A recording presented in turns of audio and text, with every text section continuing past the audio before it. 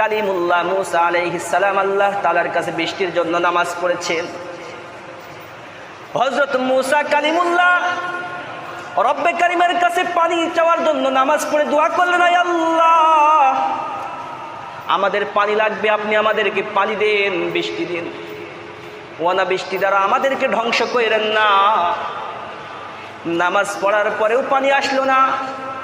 কালিমুল্লাহ মুসা আলাইহিস সালাম আল্লাহকে বললেন, আয় আল্লাহ তোমার হাবিবের দোয়া, তোমার বন্ধুর দোয়া কি নামাজ কি কবুল হচ্ছে না? রব্বে কারিম সাথে সাথে জানাইলেন, মুসা তুমি যতই নামাজ পড়বার দোয়া করো, তুমি যাদেরকে নিয়ে নামাজ পড়তেছো আর দোয়া করতেছো, ও মুসা শুনে রাখো, এই মজলিসের ভিতরে এমন একজন গুনাহগার আছে যার গুনার কারণে আমি আল্লাহ তাআলা তার উপরে এত নারাজ। ওই ব্যক্তি যদি এই মজলিসের ভিতরে থাকে, আমি কখনোই তোমাদের উপরে বৃষ্টি দিব না। হযরত মুসা আলাইহিস সালাম উচ্চ স্থানে দাঁড়ায় বললেন, হে জনগণ, হে আল্লাহর বান্দা গোলাম, আমি নামাজ পড়তেছি, তোমরাও নামাজ পড়েছো, আল্লাহর কাছে পানি চাচ্ছ, কিন্তু তোমাদের ভিতরে এমন কোন বান্দা আছে যে আল্লাহ তাআলার কাছে এত গুনাহ করেছো, এত নাফরমানি আর বেঈমানি করেছো যে আল্লাহ তাআলা তোমার উপর সাংঘাতিক পর্যায়ের রাগ, যে আমরা সকল মানুষ নামাজের পরে আল্লাহর কাছে পানি চাচ্ছি কিন্তু রব্বে কারিম পানি দেয় না। গুনাহগার, আমি আল্লাহ তাআলার কাছে শনাক্ত করার পূর্বে, তোমাকে শনাক্ত করার পূর্বে তুমি এই মজলিস থেকে বাইর হয়ে যাও, কারণ তুমি থাকলে আমাদের উপরে পানি আসবে না। তোমার কারণে গোটা জাতি আজকে পানি থেকে বিমুখ, পানি পাচ্ছে না।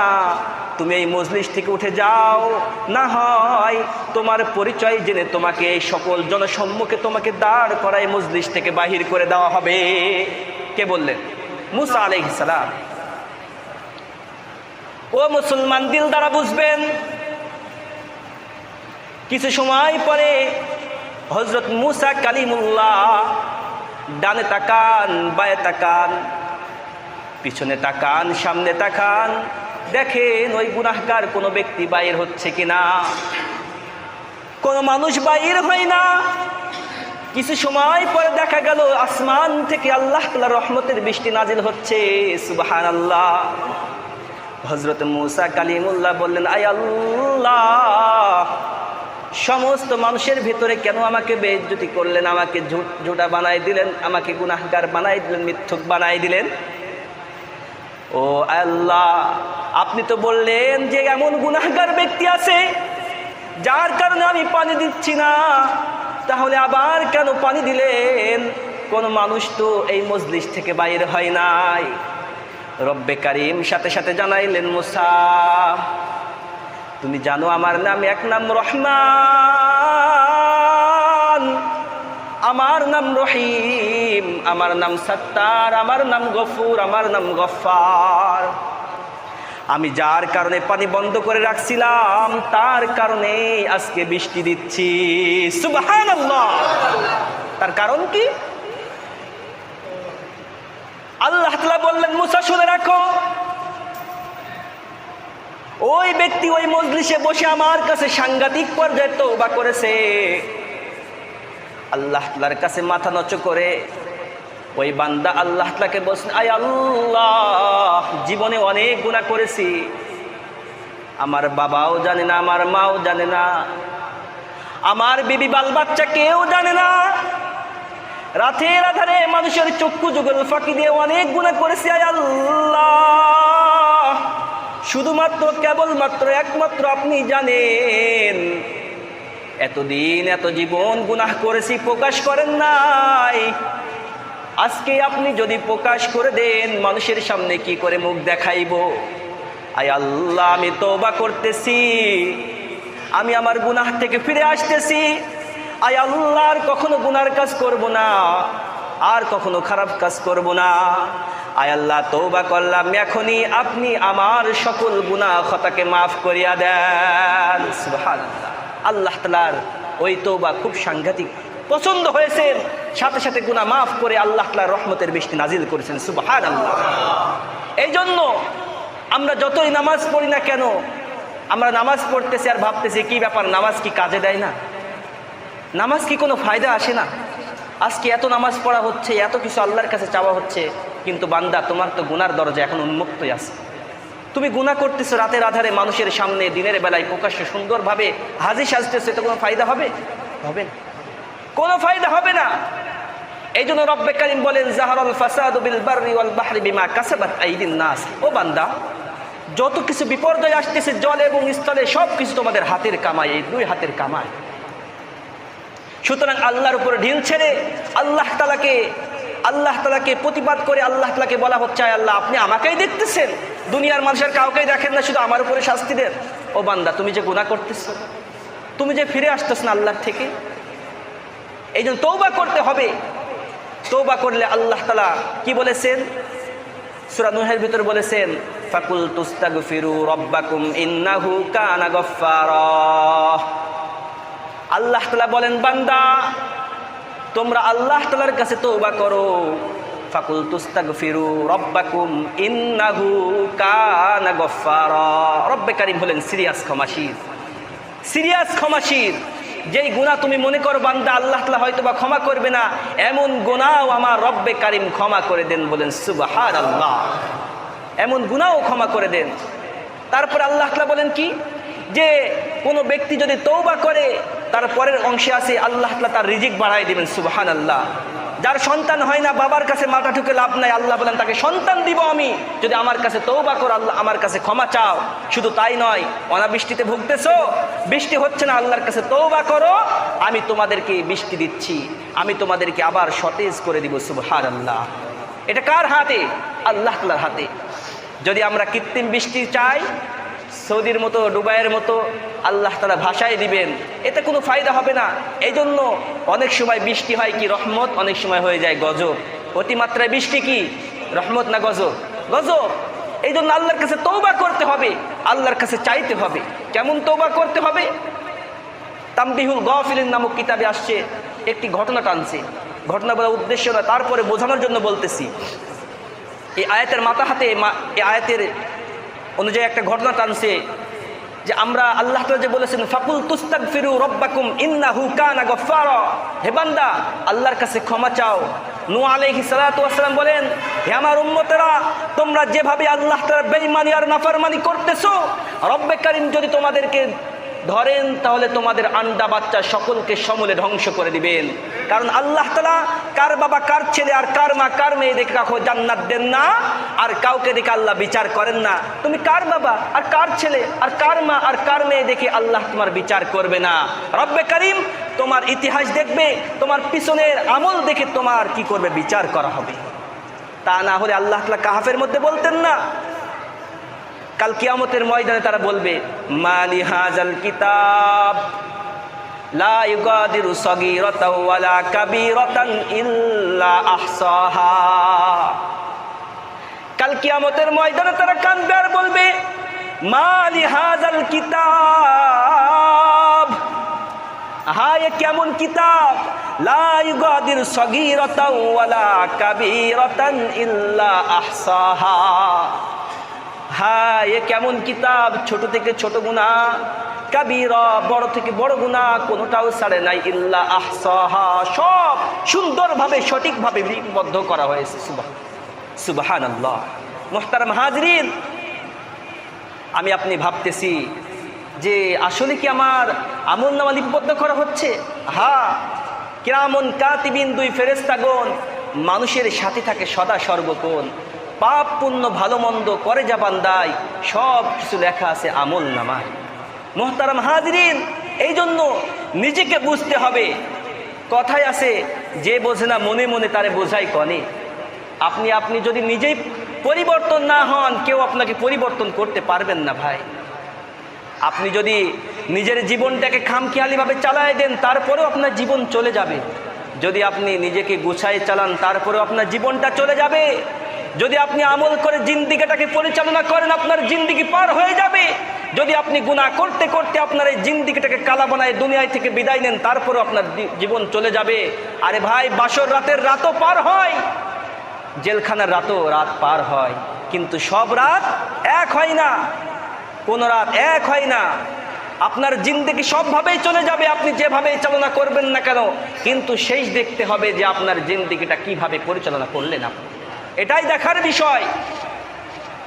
আজকে আপনার যদি নিজে পরিবর্তন না হন, আমি আপনি যে নিজেই পরিবর্তন না হই, আজকে আমরা কোন পক্ষে অনুসরণ করছি, আজকে আমরা কাকে বন্ধু বানাইছি, এটাই দেখার বিষয়।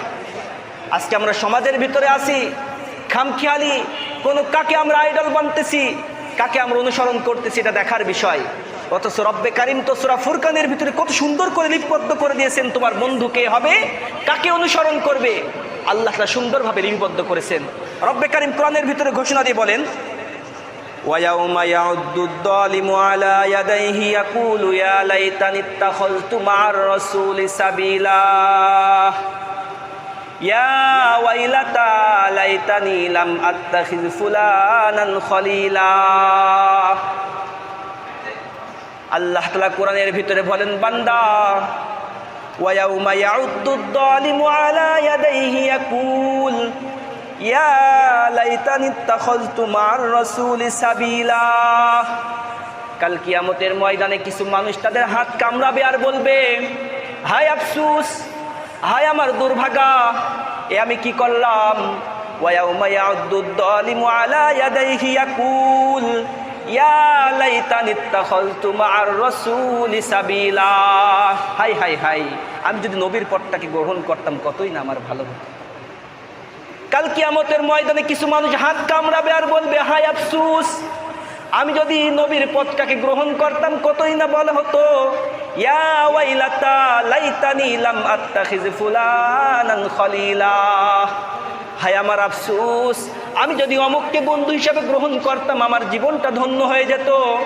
আমি কেন অমুক ব্যক্তিকে বন্ধু না বানাই ওই ব্যক্তিকে বন্ধু বানাইলাম। হায় হায় হায় আফসোস আমার।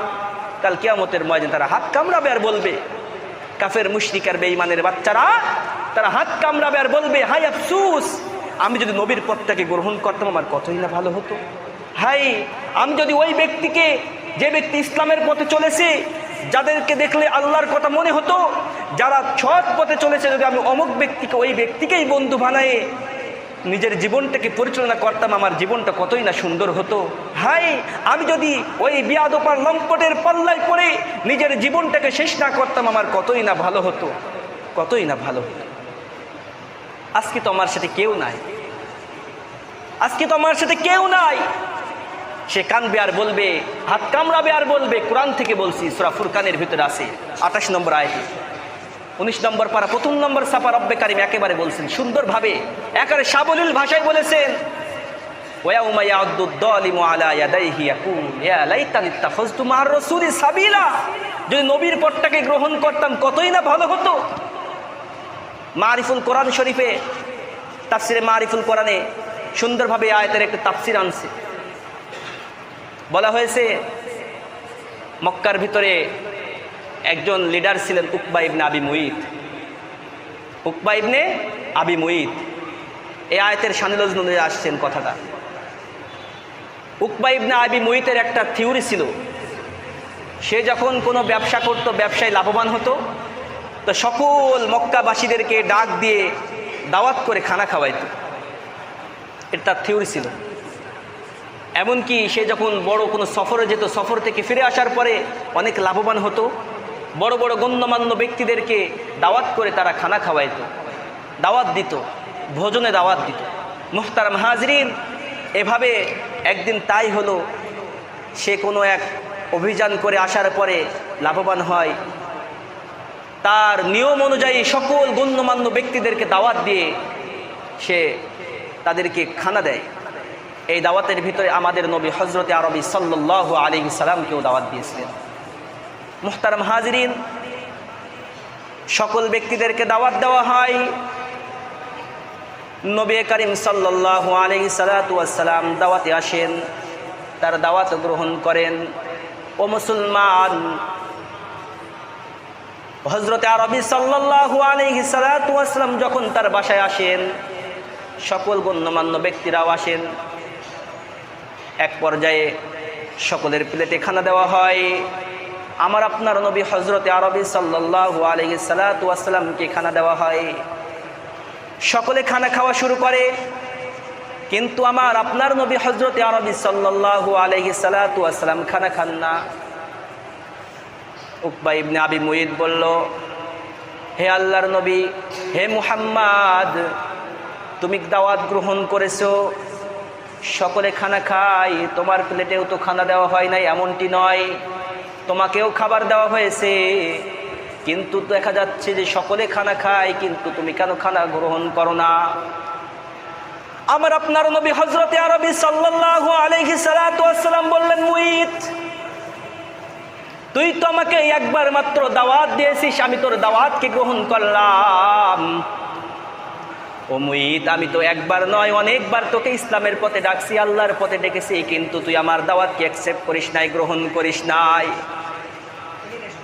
মুইত, আমি তোর খানা গ্রহণ করব না, আমি তোর দাওয়াত গ্রহণ করেছি, আমি তোর বাসায় থেকে ফেরত যাব, কিন্তু তার খানা গ্রহণ করব না। হযরতে আরবি সাল্লাল্লাহু আলাইহি সাল্লাতু ওয়াসসালাম তার খাবার খাইতে অস্বীকার করলেন। নবী করিম সাল্লাল্লাহু আলাইহি সাল্লাতু ওয়াসসালাম যখন তার বাসায় থেকে ফেরত আসবেন, মুইত ভাবলো যে মক্কার ভিতরে মুহাম্মদ নামক ব্যক্তি তো যে সেন ব্যক্তি নয়, সে হলো আল আমিন নামক উপাধিতে ভূষিত, তাকে সকলে এক নামে চিনে, একজন গণ্যমান্য ব্যক্তি। সুতরাং এই মুহাম্মদ যদি আজকে আমার বাসায় থেকে খানা না খেয়ে ফেরত যায়, তাহলে আমার অনেক বড় বদনাম, আমার বেইজ্জতি। তখন নবী আরবি সাল্লাল্লাহু আলাইহি সাল্লাতু ওয়াসসালামকে ডেকে বললেন, মুহাম্মদ, আমি তোমাকে কোন শর্তে খানা খাইবে আমাকে বলো, আমি তোমার কোন শর্ত গ্রহণ করব বলো আমাকে। নবী বললেন, হে মুইত, হে মুইত, আমি তোমাকে ইসলামের দাওয়াত দিচ্ছি, তুমি এক কালিমার যে দাওয়াত দেওয়া হয়েছে এই কালিমাকে গ্রহণ করে নাও, আমি তোমার খাবার গ্রহণ করছি। তখন এই দিকে লক্ষ্য করে ওই মুইত আল্লাহ তাআলাকে এক মাবুদ হিসেবে গ্রহণ করলেন, আমার আপনার নবীকে নবী হিসেবে গ্রহণ করলেন, কিন্তু সাথে সাথে যে অপর পার্শ্বে তার বন্ধুরা আছে আবু জাহেল, উতবা, সাইবা, তারা খেপে গেল, তারা তো আগুনে জ্বলতেছে। কি ব্যাপার মুইত, আমরা একসাথে কোক টানতাম, একসাথে বসে আড্ডা দিতাম, যত বেফাহাশা কাজ, যত গুনার কাজ, মার ধর আর চুরি চামার আর মার হত্যা সব কিছু একসাথে করেছি, আজকে তুই মুহাম্মদের পাল্লায় পড়ে আজকে ইসলাম ধর্ম গ্রহণ করলি, হাই হাই হাই, আজকে যা, তোর খানা আমি গ্রহণ করব না, তুই মুহাম্মদের পাল্লায় পড়ে থাক। নাউজুবিল্লাহ। ও মুসলমান, তাই কথা আছে না, সৎসঙ্গে স্বর্গবাস, অসৎসঙ্গে সর্বনাশ। মুহতারাম হাজরিন, মুইত তো পাগল, তার ওই মাথার ভিতরে ওই বিষয়টা নাই। রব্বে কারিম যাকে হেদায়েত দেন সেই হেদায়েত প্রাপ্ত হয়। মুহতারাম হাজরিন, প্রথমে তো সে কালিমা পড়ে নবীকে খাবার খাওয়াইছেন, নবী চলে গেছেন, তখন বলতেছে, আরে ভাই, আমি তো মুহাম্মদকে কেবলমাত্র খাবার গ্রহণ করানোর জন্যই তো আমি কালিমা পড়েছি, আসলে আমার মনের ভেতরে এই বিষয়টা না। তখন তার বন্ধুরা কি বলল, কাফেরের বাচ্চারা, তারা বলল যে আমি তোর কথা বিশ্বাস করি না, তোর কথা বিশ্বাস করব ওই সময় যখন তুই মুহাম্মদের সামনে গিয়ে মুহাম্মদের সামনে থুতু নিক্ষেপ করে বলবি, মুহাম্মদ তোর কালিমা তোকে ছেড়ে দিলাম, তোর ধর্ম তোর কাছে ফেরত দিলাম, আমি আমার ধর্মের উপর অটল, তখন আমরা বিশ্বাস করব। ও মুসলমান, সে তার বন্ধুর পাল্লায় পড়ে, ওই আবু জাহেল, উতবা, সাইবার কথায় পড়ে, প্রামে পড়ে, তাদের কথায় জালে আটকা পড়ে সে মুহাম্মদের সামনে গিয়ে এই কাজ করলো। নাউজুবিল্লাহ। এই জন্যই আল্লাহ তাআলা বলেছেন, কাল কিয়ামতের ময়দানে এই সকল বেঈমান আর নাফরমান কাফেরের বাচ্চারা কাল কিয়ামতের ময়দানে হাত কামড়াবে আর বলবে, ওয়া ইয়াউমা ইয়াউদ্দুদ যালিমু আলা ইয়াদাইহি ইয়াকুলু ইয়া লাইতানি ইত্তাখাযতু মা'আর রাসূলি সাবিলা। হায় আফসোস, আমি যদি মুহাম্মদের দলকে গ্রহণ করতাম, ওই যে কালিমা পড়েছিলাম, কালিমার উপর অটল থাকতাম, আবু জাহেল, উতবা, সাইবার প্রামে না পড়ে যদি আমি আমার এই কালিমাকে না ছাড়তাম, আজকে আমার এই দশা হতো না। ও মুসলমান, শুধুমাত্র আজকে ওই কাফের দিকে তাকাইলে হইবে না, আমার আপনার ইমানটাকে এমন ভাবে কিছু বেঈমানের বাচ্চারা কথার মাধ্যমে ছিনাই নিচ্ছে যে আমরা টের পাচ্ছি না। আগের জামানায় এমন ছিল, তুমি যখন বেঈমান হতে তোমার গোষ্ঠী জানতো, তোমার পরিবার জানতো, তোমার সমাজ জানতো। কিন্তু বর্তমান সময়ে এমন জামানা আমাদের সামনে বিরাজমান, তুমি বেঈমান হয়ে যাচ্ছ, তোমার এই দামি ইমানটা হারায় যাচ্ছে, তুমি নিজেও টের পাও না, তোমার অর্ধাঙ্গনী তোমার স্ত্রীও টের পাই না যে তুমি বেঈমান। কিন্তু তুমি নিজে নিজে ইমানদার দাবি করলে তো কোনো ফায়দা হবে না। এই জন্য তোমার ইমানটাকে সুন্দরভাবে গঠন করতে হলে কেবলমাত্র একমাত্র নবী করিম সাল্লাল্লাহু আলাইহি সাল্লাতু ওয়াসসালামের পথ অনুসরণ করতে হবে। কার পথ? হযরতে আরবী সাল্লাল্লাহু আলাইহি সাল্লাতু ওয়াসসালামের সেই সোনালী পথকে গ্রহণ করতে হবে। তিনার তরিকা এবং আল্লাহ তাআলা যে আদেশ দিয়েছেন সেই জীবনকে যদি গড়তে হয় তাহলে ওই কথা মতো চললেই আমাদের জীবনটা সুন্দর মণ্ডিত হবে। তাই মুসলমান, সময় কিন্তু শেষ হয়ে গেছে। আপনাকে যদি আমি জিজ্ঞেস করি আপনার ইমানের দাম কেমন, আপনি কিছুই বলতে পারবেন না, কারণ আপনি তো উত্তরাধিকার পেয়েছেন। আপনার বাবা মুসলমান, তো আপনি মুসলমান হয়েছেন। কিন্তু যদি বিলালকে বলা হয়, বিলাল, ও বিলাল, তোমার ইমানের দাম কেমন?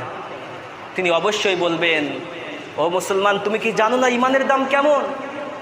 ওই মরুভূমির ভিতরে অগ্নিঝরা আগুনের মতো তার, সেই বালুর উপর শোয়ে বুকের উপর বড় পাথর দিয়ে আহাদকে ধরে রাখার নাম হলো ঈমান। মুসলমান, যদি খাব্বাব রাদিয়াল্লাহু তাআলা আনহুকে জিজ্ঞেস করা হতো, হে খাব্বাব, তোমার ইমানের দাম কেমন? তিনি বলতেন, কামার বাড়ি দেখেছো না, যখন তারা কয়লাকে অগ্নি বানায় ফেলে, তার উপর শোয়াই দিলে এই মাজার চামড়ার গোশত একবারে চর্বি ঘষে পড়ে যাওয়ার মতো আমার ইমানের দাম, আমার জীবন চলে যাবে, সেই ইমান আমার কাছে তার থেকেও বেশি। কিন্তু তোমার কাছে তো ইমানের দাম কিছুই না। আজকে ঠুমকু কথায় আজকে আমার আপনার ইমান হারায় যাচ্ছে। আজকে যদি রোদ দিচ্ছে বলছেন যে আল্লাহ তাআলার দোষ, আমার কোনো দোষ না। মামার বাড়ি আবদার পাইছেন, সব কিছু মামার বাড়ি আবদার পাইছেন, যে আপনার কোনো দোষ না, সব আল্লাহর দোষ। আল্লাহর কোনো দোষ না। রব্বে কারীম বলেই দিয়েছেন, যাহারাল ফাসাদু ফিল বাররি ওয়াল বাহরি বিমা কাসাবাত আইদিন নাস। ও বান্দা, তুমি গুনাহ ছাড়ো, রব্বে কারীম কাছে তওবা করো, কালকেই তোমার জন্য বৃষ্টি হবে। বলতে পারো, হুজুর আপনি করেন, আমি তো করব, আপনারাও করেন। সকলে মিলে তওবা করতে হবে। কারণ মুসা কালিমুল্লাহ আলাইহিস সালাম, তিনি আল্লাহর কাছে নামাজ পড়েছেন, নবী হিসেবে দোয়া করেছেন। সকল মানুষ নেককার, একজন গুনাহগার থাকার কারণে, তওবা না করার কারণে আল্লাহ তাআলা বৃষ্টি দেন নাই। সুতরাং আমাদের তো অন্তর কালাই, একেবারে গুনাহ একেবারে ভরপুর। সুতরাং আমাদের উপর রহমত আনতে হলে আমাদের কাছে আল্লাহ তাআলার কাছে তওবা করতে হবে। যদি আল্লাহ তাআলার কাছে তওবা করি, রব্বে কারীম অবশ্যই আমাদের উপর রহমতের বৃষ্টি দিবেন ইনশাআল্লাহ, আমরা আশাবাদী। এই জন্য ভাই, সুগৌরবে বাঁচতে হলে আজ থেকেই, এখন থেকেই এই অঙ্গীকার করতে হবে, ভোগ নয়, ত্যাগেই সফলতা, জীবন নয় মরণের বিজয়, কোনো পরশক্তি নয়, সমর্পণ কেবল আল্লাহ তাআলা সমীপে। এটাই প্রিয় নবীর শিক্ষা। এ পথে হোক উম্মতের বিজয় ও উত্তরণ, এ পথে হোক আমাদের নবযাত্রা। নাসরুম মিনাল্লাহ ওয়া ফাতহুন করিব ওয়া বাশশিরিল মুমিনিন। আসসালামু আলাইকুম ওয়া রাহমাতুল্লাহ।